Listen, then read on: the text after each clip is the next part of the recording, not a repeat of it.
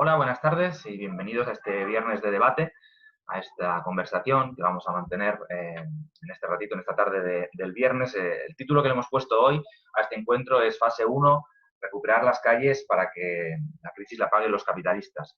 Y bueno, vamos a estar hablando con mi compañera, con Lucía Nistal, está ahí en Madrid. Yo soy Santiago Lupe, desde Barcelona.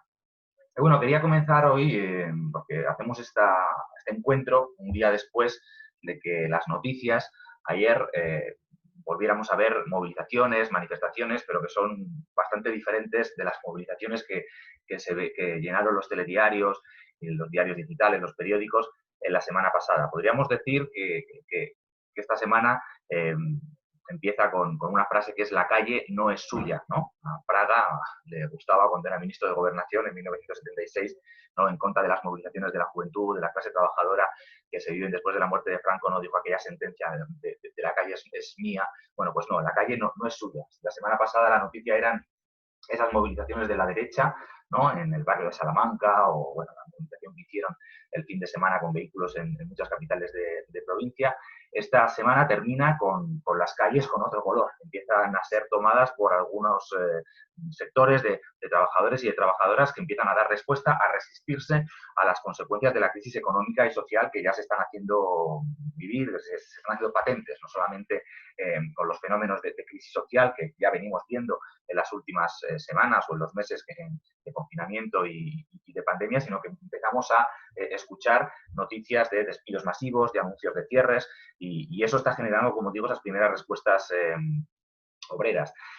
Vimos también, por ejemplo, a los trabajadores y trabajadoras de la sanidad, ¿no?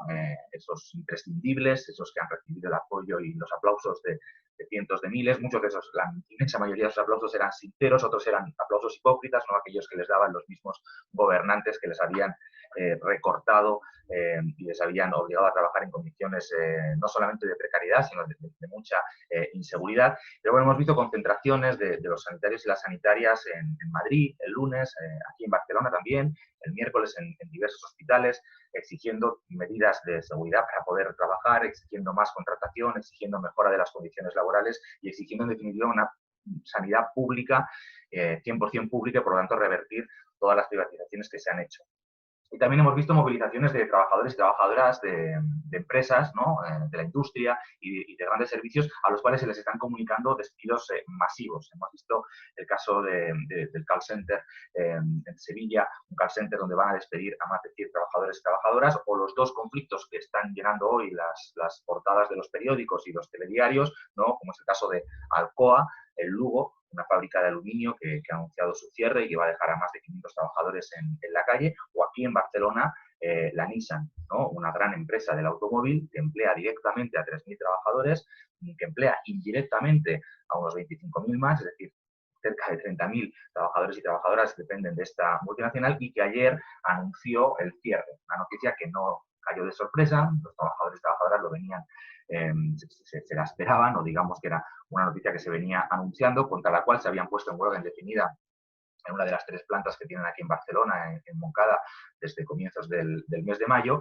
Y ayer, bueno, se recibió la noticia, se realizaron concentraciones, asambleas en los distintos centros de trabajo y se produjeron las primeras movilizaciones. De hecho, nosotros como Izquierda Diario estuvimos allí y, bueno, fue una gran manifestación obrera.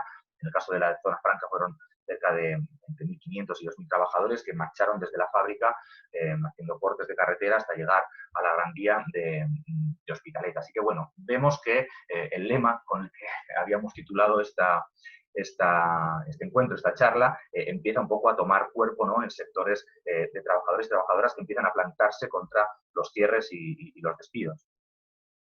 Sí, desde luego el panorama ha cambiado bastante de la semana pasada a esta, que es algo, creo, a lo que vamos a tener que acostumbrarnos en estos tiempos tan convulsos. La semana pasada y antes el panorama era más bien de la derecha y la extrema derecha tomando las calles. Ahora, es cierto, ¿dónde? En barrios con rentas muy altas. El caso paradigmático es precisamente aquí en Madrid, ¿no?, en el barrio Salamanca, que precisamente tiene la renta más alta. Estamos hablando de unos 91.000 euros de renta comparada, para que nos hagamos una idea, con Vallecas, por ejemplo, un barrio popular trabajador, la renta es 20.000 euros.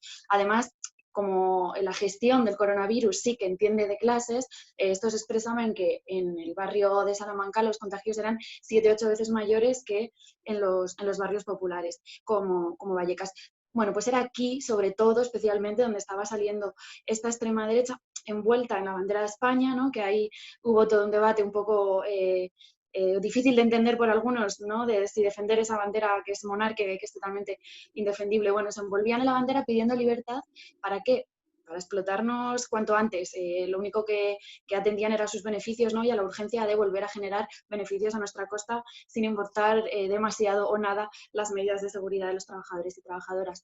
Y bueno, veíamos escenas que les definían muy bien, ¿no? Como manifestándose con chofer, con el palo de golf en la mano, y además algo que también a los que hemos visto otro tipo de movilizaciones nos sorprendía mucho era la actitud de la policía, que, bueno, saludaba literalmente en algunos casos, o aplaudía, y era totalmente amable con esas movilizaciones, y contrastaba muchísimo con la actitud que se tenía en los barrios populares y que se ha tenido a lo largo de toda la pandemia, que es donde se han concentrado la mayoría de acciones policiales, incluso con escenas de brutalidad policial que hemos podido ver en las redes. Y bueno, se han acumulado prácticamente 1 millón de multas amparadas con la ley Mordaza, que es la ley esta que iba a derogar el gobierno progresista, algo que nunca ocurrió, pues amparadas en esta ley, y también miles de detenciones, más de 8.000 detenciones concentradas efectivamente en los barrios populares. Entonces, contrastaba mucho esta actitud policial, pero también el hecho de que se permitieran, aprobaran, digamos, movilizaciones por parte de delegación del gobierno que venían de Vox, como las que has mencionado, de estas caravanas de coches de Vox, mientras a la izquierda social, sindical, política nos prohibían, nos denegaban la posibilidad de hacer movilizaciones con todas las medidas de seguridad atendidas, por supuesto, que somos los primeros interesados en ello, por ejemplo, el 1 de mayo, o también para otras movilizaciones, como aquí mismo en Madrid, que la CRT participamos en una convocatoria y nos la denegaron en 3 horas, tardaron en denegárnosla, ¿no? Esto contrastaba también bastante, ¿no? con el trato que se les daba a unos y a otros. Pero efectivamente, como has comentado, ya está habiendo reacciones. No puede ser que se les regale la calle a la derecha y a la extrema derecha, como algunos sectores de la izquierda más cercana al gobierno pretendían, ¿no? Que la única alternativa a esta derecha y extrema derecha que estaba saliendo con total impunidad e inmunidad a las calles era apoyar al gobierno de manera crítica y quedarnos en casa. Bueno, hay otra izquierda y hay otra... En los barrios populares hemos visto ya cómo se empezaba a salir a responder a esta derecha y extrema derecha, o las movilizaciones que comentabas en defensa de la sanidad pública, y por supuesto, ni que decir tiene la respuesta de trabajadores y trabajadoras organizadas para defender sus puestos de trabajo ante estos últimos ataques, como es en el caso de Nissan que mencionabas. Sí, es que realmente hay una disputa, ¿no? sobre la calle, ¿no? De hecho, la derecha está bastante más a la ofensiva, o por lo menos lo viene estando en las últimas semanas. La vimos primero estar a la ofensiva en el Congreso, la vimos estar a la ofensiva en las redes sociales, ha dado este paso, ¿no? de llamar a la movilización, ¿no? De salir a la calle en los barrios altos, en las movilizaciones que mencionabas del fin de semana pasado, ¿no? O incluso en esta semana hemos visto, bueno, esta trama, ¿no? del Estado profundo, del Deep State, ¿no? Ese enfrentamiento entre los altos mandos de la Guardia Civil y el ministro del Interior o el gobierno progresista, ¿no? Es decir, más bien hemos visto cómo el Partido Socialista, podríamos decir, que tomaba de su propia medicina, ¿no? De repente ahora se sorprenden de que la Guardia Civil elabore informes con bastantes falsedades o tergiversaciones, ¿no? Cuando eso ha sido la práctica habitual en otros muchos procesos, ¿no? Concretamente, por decir el más famoso, ¿no? El proceso contra los líderes independentistas, ¿no? El juicio del Supremo, ¿no? Que se fundamentó en informes que serían un calco de los que ahora se aplican contra el gobierno, contra Marlaska o contra Simón, ¿no? Fueron eso la base de la que se sustentó tanto la acusación de rebelión como la acusación de sedición, que hay que recordar que es la acusación que llevó adelante el gobierno de Pedro Sánchez por medio de la Abogacía del Estado. Bueno, ahora volvemos a ver ese tipo de prácticas, en este caso dirigidas contra el gobierno del PSOE y Unidas Podemos. Por lo tanto, hay una derecha que sí está a la ofensiva, y que frente a esa derecha a la ofensiva lo que se nos dice desde el gobierno y de las fuerzas políticas, sindicales, sociales que le dan apoyo, es que lo que toca es hacer piña, ¿no? con el gobierno progresista. Incluso esta semana vimos un comunicado del Partido Comunista de España, ¿no?, en el que directamente emplazaban, ¿no?, a movilizarse en defensa del gobierno progresista. Bueno, el problema es que hacer piña con el gobierno progresista es también hacer piña con una serie de políticas socialliberales que está aplicando el gobierno progresista, que se dirigen contra las clases populares y la clase trabajadora, y que en última instancia allanan el camino a esa derecha, ¿no? Porque incluso bueno, las políticas que está aplicando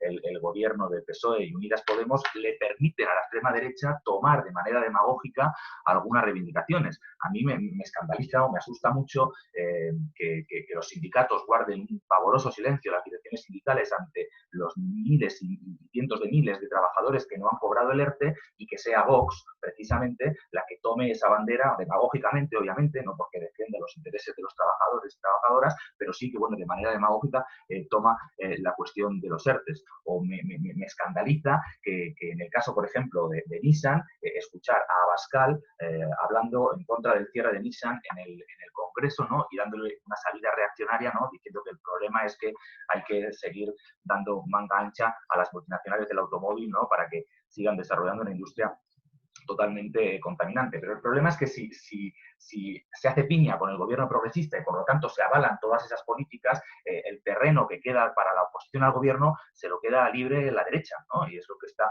lamentablemente pasando en gran medida, no digo de forma absoluta, pero sí en gran medida. Yo creo que por eso justamente la manera de enfrentar a la extrema derecha es desde una posición de total independencia de un gobierno que está aplicando una serie de políticas que en última instancia la favorecen social, política, económicamente, y le allanan, como digo, el terreno. Tenemos que enfrentar la ofensiva de la extrema derecha y al mismo tiempo pelear contra las políticas, que son también políticas de derecha, son también políticas liberales o neoliberales que aplica el gobierno falsamente progresista o etiquetado como progresista. Sí, totalmente. De hecho, yo es que a veces me pregunto que de qué se quejan los capitalistas, ¿no? ¿Qué más quieren? Es fundamental que señalemos las medidas del gobierno y para qué están ahí, en función de qué están, que es para que paguemos la crisis los trabajadores y las trabajadoras y, desde luego, en favor de los beneficios empresariales. Voy a detenerme en dos o tres medidas que es evidente, ¿no?, esto.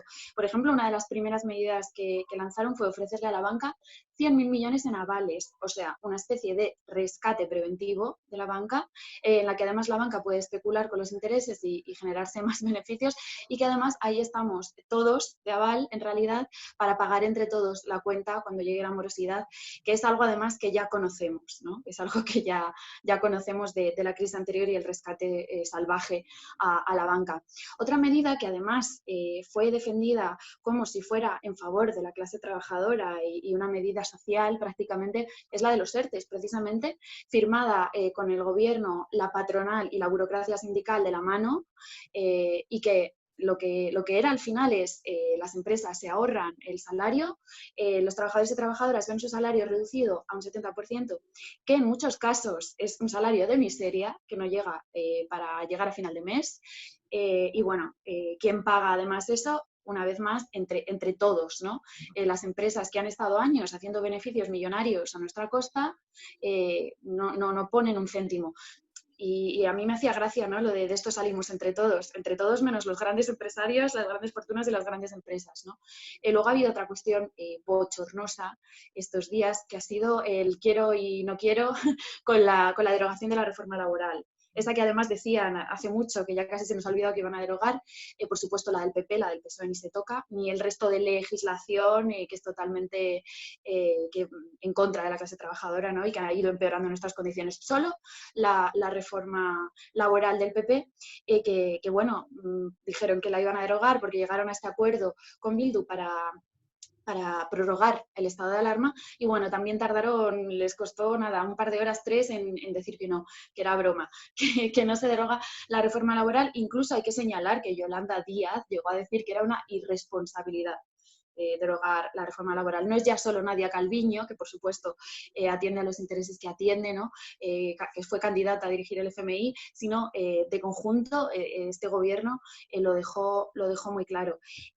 Bueno, además no solo es que han hecho, es que no han hecho, ¿no?, que de eso podemos hablar después un poco más, pero aquí no se ha prohibido un despido, ni se le ha puesto un impuesto, por mucho que se dijera, a grandes fortunas, ni vayamos a hablar del impuesto, o sea, de la fortuna, de tocar la fortuna de la Casa Real, ni el dinero robado, nada de esto, ¿no? Se ve todo esto en qué ha ocurrido a lo largo de esta crisis, de esta pandemia, que las familias que más han visto bajar sus ingresos han sido las que ya tenían menos ingresos de por sí, ¿no? ¿Quién está pagando todo esto? Las rentas más bajas, ¿no? Hemos visto las colas del hambre en los barrios populares, vemos que ni siquiera se cobra el subsidio por desempleo y que hay familias que están en situación de una precariedad absoluta que no tienen para comprar comida, ¿no? Y encima esto va a continuar, ¿no? El Banco de España ya habló de recortar 60.000 millones en 10 años. ¿De dónde? De la fortuna del rey y las grandes fortunas precisamente, ¿no? Como decía, sino de impuestos indirectos y de recortes. O sea, una vez más, lo pagamos los de siempre. Y lo mismo es de la Unión Europea, que también se está hablando ya de las subvenciones a cambio de reformas estructurales que van a desmantelar sectores de nuevo y generar más privatizaciones, reformas precarizadoras, que es una historia que también conocemos ya.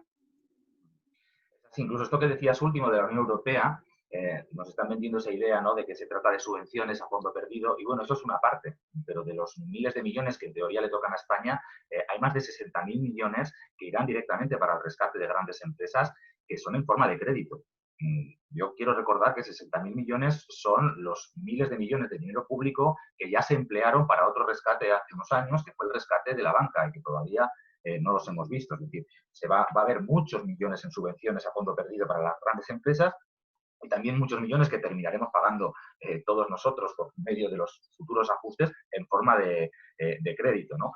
A mí me parece que el hecho de que, bueno, podríamos decir que los socialliberales cuando gobiernan intentan ser siempre o demostrar que son los mejores gestores de los grandes negocios capitalistas. Esto a veces les funciona y a veces, bueno, pues hay sectores de los grandes capitalistas que consideran que aunque sean muy buenos gestores, sería mejor que los negocios se los gestionaran uno de los suyos. Para entender un poco por qué, a pesar de todas esas políticas, la derecha puede seguir estando a la ofensiva. Ahora bien, ligando un poco con lo que decías tú y lo que decía yo antes, ¿no?, que cómo nosotros podemos enfrentar esa ofensiva y cómo podemos mantener una posición de independencia del gobierno que no suponga dejar pasar todos esos ataques. Bueno, no hay otra vía que peleando por un programa distinto, un programa que realmente le haga pagar la crisis a los grandes capitalistas, ¿no? Si, por ejemplo, ahora estamos en estos días viendo, ¿no?, la crisis que ya empieza a afectar directamente a la industria, ¿no?, y se está hablando de cierre de empresas como la que mencionaba antes, ¿no?, como Nissan, Alcoa, y seguramente y lamentablemente serán las primeras de una larga lista de empresas que van a ir anunciando despidos masivos o cierres. Bueno, no hay ninguna salida a esos cierres si no se plantea no solamente la nacionalización de esas empresas, sino la nacionalización con determinadas condiciones. Es decir, son empresas que se han estado llevando millones y millones de dinero público en los últimos años, bien sean ayudas directas, bien sean excepciones fiscales o de la factura de la luz o lo que sea. Alcoa, por ejemplo, en la última década se ha llevado, ojo al dato, 1.000 millones de euros de dinero público. La SEAT, 180 millones de dinero, perdón, la Nissan, 180 millones de dinero público. Bueno, por eso justamente está más que justificada la nacionalización sin ningún tipo de compensación ni de indemnización que supondría justamente aumentar la factura, ¿no?, pública, ¿no?, para hacernos cargo de esas empresas. Deben pasar a ser propiedad estatal y al mismo tiempo ser puestas bajo el control de sus trabajadores y trabajadoras como una manera de garantizar que se conservan los puestos de trabajo, que se mantienen las condiciones laborales y también que esas empresas pueden empezar a ser parte de un plan de reconversión de la industria para producir todo aquello que se necesita para cubrir las necesidades sociales, ¿no?, para producir vehículos respetuosos con el medio ambiente, vehículos colectivos, para producir los equipamientos médicos que faltaban y que siguen faltando en los hospitales, ¿no?, y todos aquellos enseres que la industria perfectamente puede producir, ¿no?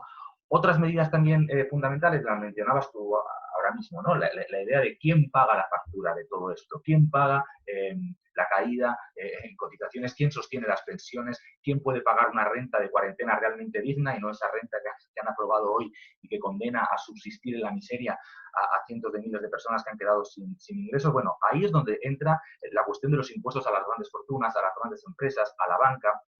que no puede ser simplemente una pequeña subida del IRPF o algún impuesto a los altos patrimonios del 1 o del 2%, como el que se propuso, aunque luego se retiró por parte del vicepresidente del gobierno de Pablo Iglesias. No, estamos hablando de sacar los recursos que se necesitan, es decir, gravar a las grandes fortunas con tasas del 20%, gravar a los grandes beneficios empresariales de empresas del IBEX con tasas del 50%, poder gravar a la banca para que nos devuelva los millones del rescate bancario y poder así hacer acopio, digamos, de los más o menos unos 100.000 millones que se quieren hacer acopio por medio de deuda y demás. Bueno, se podrían hacer acopio tocándole el bolsillo justamente a las grandes capitalistas y a las grandes fortunas, ¿no?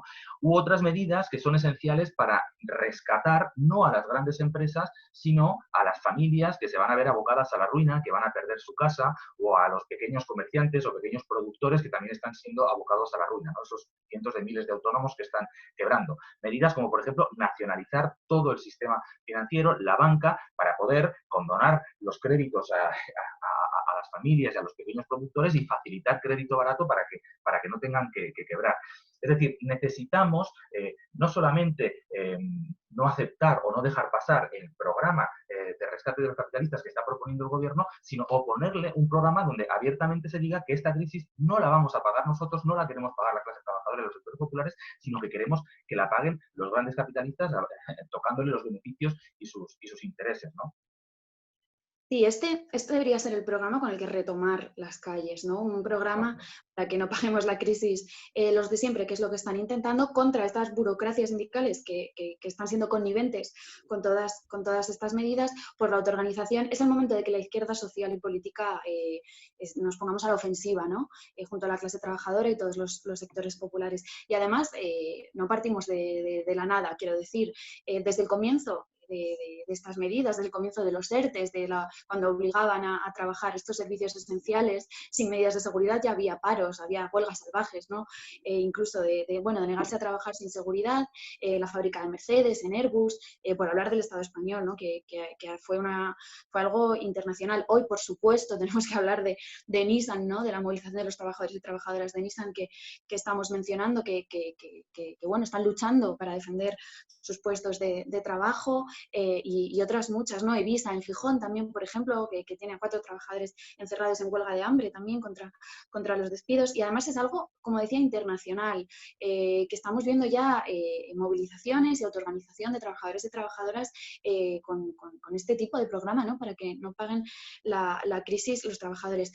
Aquí sí que no puedo evitar detenerme un momento en mencionar también la movilización de Estados Unidos contra el último asesinato racista por parte de un policía, ¿no? Contra la violencia policial. Ya es el tercer día de movilizaciones casi revueltas en Minneapolis por el asesinato a manos de un policía de George Floyd, un afrodescendiente, ¿no? Y evidentemente denunciando que no se trata de una cuestión individual o de casos aislados, como es muy evidente, ¿no?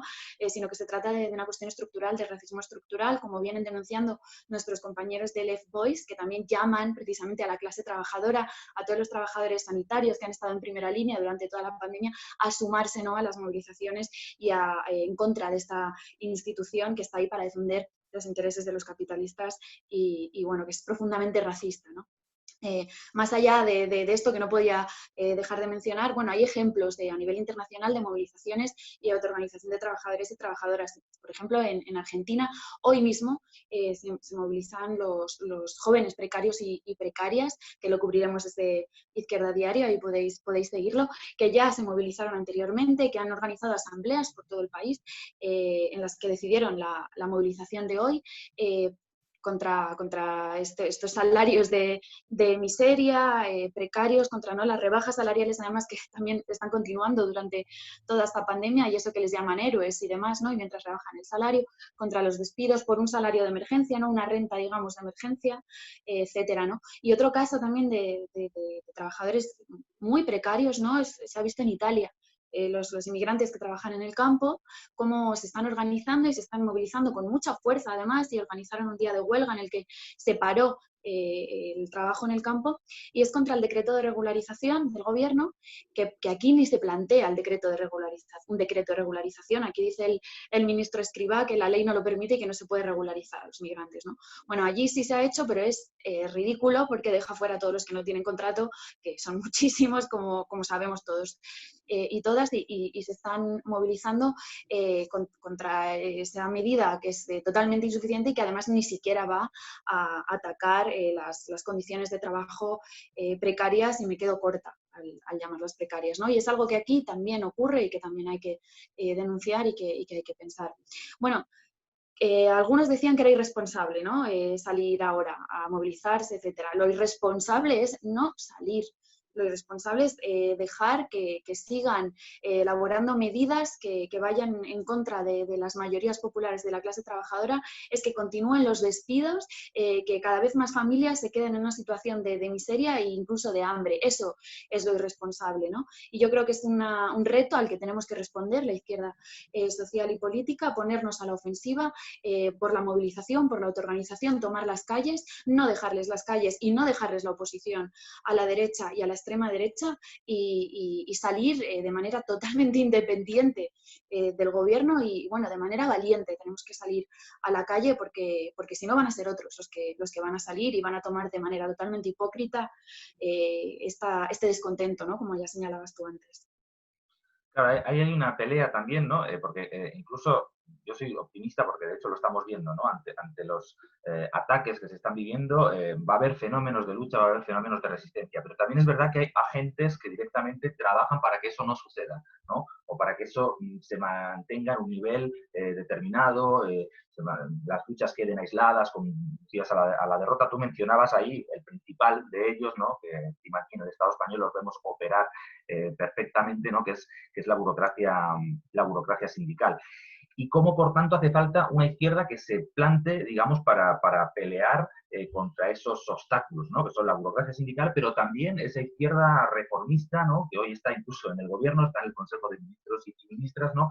Y que lleva mucho tiempo, no solamente en los últimos meses, diciéndonos que eso de la calle era una cosa, no sé, para otra época, ¿no? Y que lo que tocaba era ahora ser paciente, ¿no? Y esperar a que el gobierno progresista vaya poco a poco legislando y resolviendo nuestros problemas, ¿no? Cuando lo que hemos visto es que más bien ha ido dejando en el cajón incluso sus programas, ¿no? y sus promesas que ya de por sí eran bastante tímidas y bastante insuficientes, ¿no?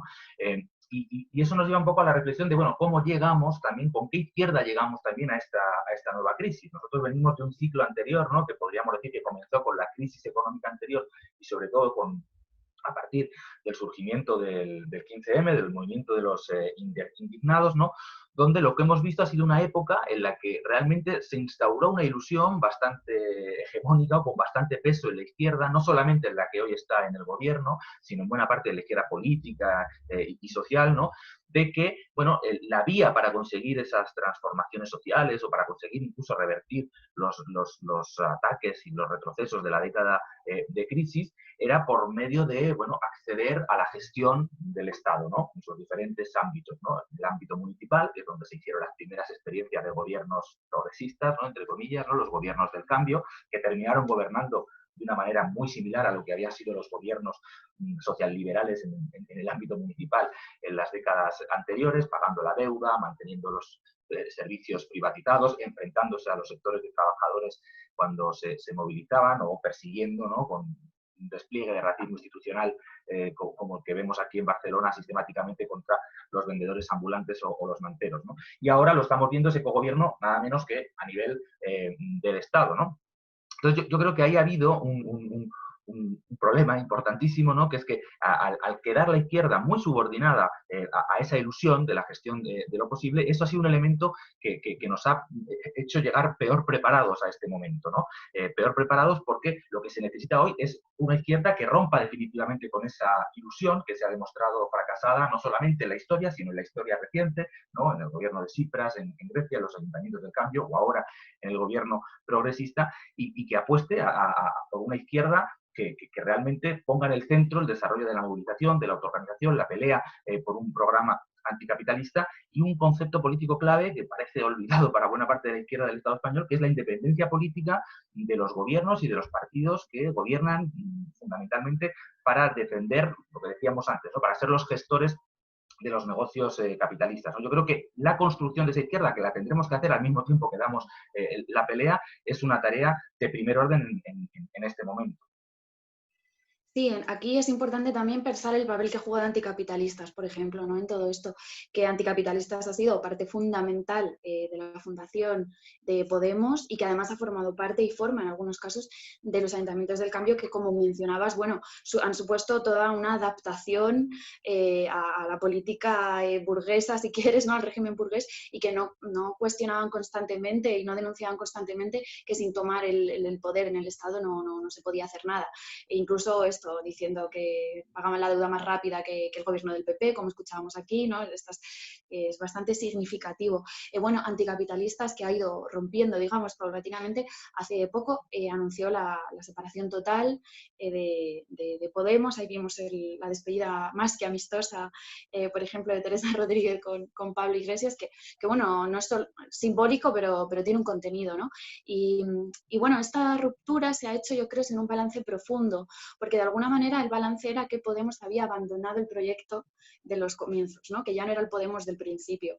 Y es verdad que ha habido una derechización del discurso, una integración en el régimen que incluso ha podido sorprender, ¿no? Por el nivel de integración de tratar de apropiarse de la monarquía, defender a la monarquía, de tratar de apropiarse o reapropiarse de la bandera, ir con la Constitución a los debates, etcétera, ¿no? Que ha sido una integración muy grande, pero en lo esencial, la estrategia estaba desde el comienzo, ¿no? Y es una estrategia con la que Anticapitalistas no rompe, es decir, no ve un problema con gestionar el Estado, ¿no? Capitalista, y por tanto su nuevo proyecto sigue siendo tender la mano, digamos, a sectores de la izquierda reformista que no cuestionan, ¿no? el marco capitalista, y que puedan ser críticos del gobierno, ¿no? Entonces, sin un balance que vaya hasta el final, que es lo que nosotros les emplazamos a hacer, ¿no? Un balance de Podemos que vaya hasta el final y que entienda que la estrategia desde el comienzo planteaba esta gestión del Estado y esta entrada en el gobierno, bueno, pues sin ella no se puede hacer un proyecto realmente de independencia de clase, un proyecto diferente. Es como una reedición del Podemos de los inicios. Claro. Aquí en Cataluña quizás ha tenido menos peso, aunque también lo ha tenido, el fenómeno de los de Podemos o aquí de los comunes, ¿no? Pero también aquí hemos tenido otra variante, digamos, que ha sido el procesismo, ¿no? El movimiento independentista y sobre todo la dirección burguesa que se puso al frente, ¿no? Y ahí, ¿cuál ha sido el rol también de la izquierda independentista, ¿no? De la izquierda anticapitalista independentista, que se nuclea sobre todo por lo menos a nivel electoral, institucional, en la CUP. Yo creo que ha habido una ilusión que tiene muchos puntos de contacto, en este caso, en la gestión del Estado, pero sobre todo también en esa alianza, ¿no? Casi estratégica desde su punto de vista, ¿no? Basada en esa estrategia de la unidad popular, ¿no? De que era necesaria esa alianza con nada menos que los partidos que han sido los partidos históricos de un sector muy importante de la burguesía catalana, ¿no? Estoy hablando de los herederos de Convergencia, ¿no? Ahora el PDeCAT, ¿no? O JxCat, y de Esquerra Republicana de Cataluña, que fueron los partidos que dirigieron el procesismo, ¿no? Esa ilusión de que con esa alianza se podía no solamente conquistar una república catalana, ¿no? Producir, digamos, una ruptura con el régimen del 78, sino incluso que esa república tuviera un carácter social, ¿no? De la manera en que lo expresan. Yo creo que eso, como otra hipótesis, en este caso también de conciliación de clases, pero por otra vía, quedó muy palmariamente demostrado en 2017 con el otoño catalán, que no podía ser así, que los partidos del 3%, los partidos que habían privatizado la sanidad, los partidos que habían sido los partidos del régimen del 78 durante mucho tiempo en Cataluña, no iban a estar a la cabeza de una ruptura, no iban a permitir la movilización social necesaria para poder producir esa ruptura, y que más bien esa alianza lo que había debilitado era la posibilidad de construir un ala dentro del movimiento democrático catalán anclada en la independencia de clases y por lo tanto que pudiera empalmar con la clase trabajadora y vincular esa lucha democrática, ¿no? Con una lucha por resolver los grandes problemas sociales de paro, desempleo, vivienda, ¿no? Que aquí en Cataluña son bastante, como en el resto del Estado, han sido muy muy fuertes. Para mí es importante, ¿no?, lo que dices de que realmente si queremos pensar qué izquierda necesitamos ante una crisis que se dibuja histórica, que va a agudizar la crisis del régimen, pero que además va a abrir y ya está abriendo una crisis económica y social fortísima, que tenemos que partir de las lecciones o del balance de esas hipótesis que se han ensayado, que no eran muy nuevas en términos históricos, pero bueno, que se han ensayado en los últimos años y que tanto por la vía de la gestión del Estado de la mano de los socialliberales, que es la hipótesis Podemos, como por la vía de la alianza con una burguesía supuestamente más democrática, como sería la burguesía independentista, han demostrado que no tienen nada que ofrecer, que son, digamos, vías muertas para la conquista de derechos democráticos, sociales y ya ni hablar para una transformación de la sociedad en una perspectiva socialista, ¿no? Sí, desde este balance que comentamos, tanto de anticapitalistas como de la CUP, nosotros ya venimos diciendo, emplazando a ambas organizaciones ya desde las elecciones, por ejemplo, ¿no?, a generar una reagrupación de la izquierda que es rupturista, que se dice anticapitalista.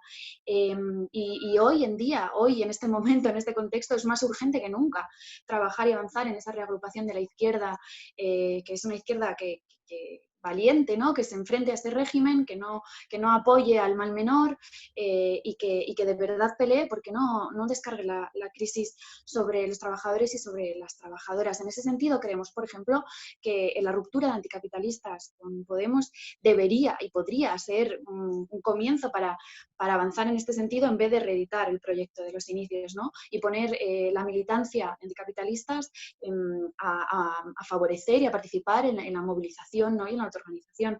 Lo mismo con la izquierda independentista, especialmente, evidentemente, con la CUP, que se ha mantenido totalmente crítica con el régimen desde la posición que tiene aquí en Madrid. Y bueno, esa posición, que no ha caído en el mal menor de apoyar al gobierno, da una oportunidad también, y yo creo que una responsabilidad, en poner también de su parte para esta reagrupación de una izquierda, como digo, rupturista y a la altura de lo que necesita este momento, ¿no?, que es favorecer absolutamente la movilización, la autoorganización, estar con los trabajadores y trabajadoras de Nissan para que se entienda, ¿no?, y favorecer esa unidad para, de verdad, plantar cara, como venimos diciendo todo el rato, efectivamente a la derecha, a la extrema derecha, pero también a esta gestión del coronavirus, que lo que está haciendo es avanzar en ataques a la clase trabajadora, a la libertad, a las libertades democráticas, a los derechos de los trabajadores y trabajadoras, etcétera, ¿no? En ese sentido, creemos que hay una urgencia de actuar y de ponernos a trabajar en esa dirección.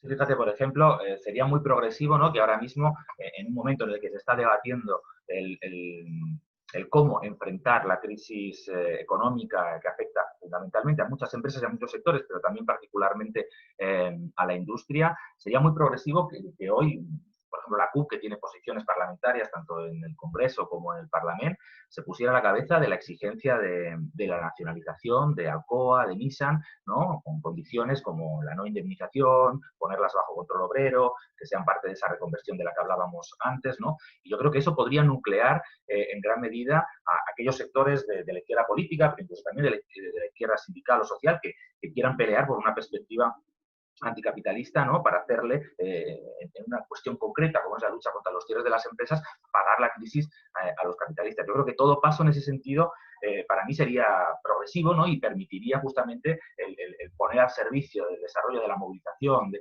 la organización de la clase trabajadora, de los sectores populares, ¿no?, las instituciones bueno, el peso, las posiciones que esta izquierda tiene, ¿no?, la izquierda, digamos, que se opone al régimen, que se opone al gobierno, a su hoja de ruta, ¿no?, y que al mismo tiempo quiere, obviamente, enfrentar la falsa alternativa, ¿no?, que viene por derecha.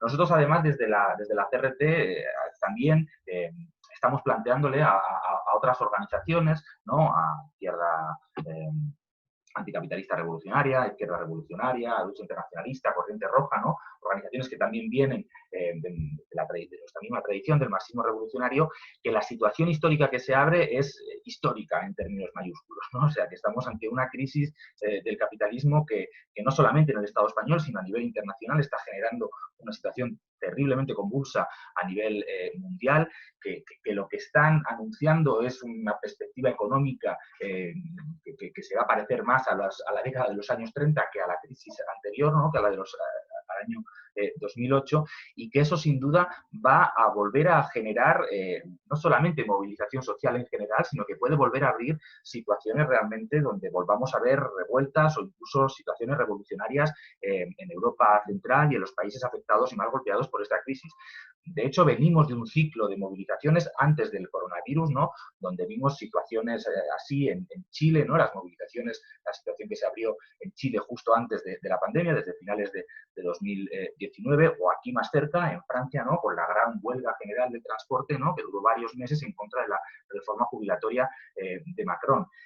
En ese sentido, nosotros somos optimistas en que los males que nos genera el capitalismo es casi imposible que no generen al mismo tiempo una reacción de parte de la clase trabajadora y de los sectores populares. Pero también somos muy conscientes que esas situaciones que se puedan abrir necesitan también de una organización revolucionaria que se juegue realmente a tener peso en la clase trabajadora, en la juventud, para intentar ofrecer una alternativa a las políticas que desde la burocracia sindical o la izquierda reformista se intentarán imponer para que esas revoluciones fracasen, ¿no? Para que sean derrotadas o para que sean desviadas a algún tipo de engaño. La historia está llena de eso y por eso para nosotros el momento actual reactualiza mucho y le da un carácter, si quieres, de urgencia, la necesidad de construir partidos revolucionarios de la clase trabajadora, tanto a nivel nacional como a nivel internacional. Por eso a estos compañeros les hemos planteado la propuesta, ¿no? De abrir la discusión entre nuestras organizaciones sobre cómo podemos avanzar en el Estado español, ¿no? A pesar de que seguimos teniendo discusiones y diferencias pendientes sobre programas, sobre elementos de la situación internacional y demás, pero sí por lo menos abrir la discusión sobre la posibilidad de avanzar hacia un partido unificado de la izquierda revolucionaria en el Estado español, ¿no? Creemos que eso podría ser incluso un elemento que pudiera no solamente ser importante para las organizaciones a las que nos estamos dirigiendo, sino también para muchos jóvenes trabajadores, ¿no? Que están en este momento, bueno, sacando la conclusión de que la izquierda reformista, por la que incluso muchos de ellos pudieron tener ilusión o ser votantes de la misma en los últimos años, ha entrado en una bancarrota política y que es necesaria otra izquierda, una izquierda que piense más bien que en la perspectiva de acabar, ¿no? con el sistema capitalista, ¿no? Que las siguientes revoluciones que dé el siglo XXI terminen no en derrotas, no en desvíos, sino que realmente podamos terminar decidiendo quién dirige la sociedad, quién y al servicio de quién está la economía que todos hacemos producir, y si nos tenemos que resignar a que nos sigan gobernando los gestores, los gerentes de los capitalistas de un signo o de otro, o si por primera vez en la historia los trabajadores y trabajadoras podemos empezar a pensar, a gobernarnos nuestros destinos por nosotros mismos. Es fundamental lo que estás diciendo. Estamos en un momento crucial, en momentos convulsos. Lo que viene va a ser decisivo en muchos sentidos y es el momento de dar un paso adelante, ¿no? Y de tomar partido. Y es algo que también nos queremos transmitir a todos vosotros, a los que nos estáis escuchando, a los trabajadores precarios, a las mujeres que han estado en la primera línea durante toda esta crisis y lo siguen estando, a la juventud que está viendo que el futuro que le espera es bastante peor incluso que el que tuvieron sus padres y que además está atento a esta crisis climática terrible que el capitalismo está acelerando y está generando sin ningún tipo de contemplación, a los migrantes, a las migrantes, al conjunto de la clase trabajadora, a vosotros os queremos emplazar precisamente a tomar partido, ¿no? A ser parte de luchar por este cambio, ¿no? del que hablabas. Por eso os emplazamos, si compartís esta visión, ¿no? Si compartís el programa que hemos estado comentando y compartís nuestro análisis y la necesidad de dar esta lucha, a que, bueno, primero seáis parte de Izquierda Diario, nos mandéis vuestras denuncias y que toméis la voz, que toméis la voz a través de Izquierda Diario, que compartáis, que difundáis, pero también que conozcáis a la CRT, a la Corriente Revolucionaria de Trabajadores y Trabajadoras, que impulsamos este diario, que es una red de diarios internacional, ¿no? en 12 países y en 8 idiomas. Os emplazamos a dar un paso adelante, a conocer a Izquierda Diario y a la CRT, a formar parte y bueno, empezando por comentar este vídeo, por compartir compartir este vídeo si os parece bien lo que hemos dicho y a que continuemos el debate en próximos días, que estaremos encantados, ¿verdad? Así es. Hasta Bueno, la próxima. hasta la próxima.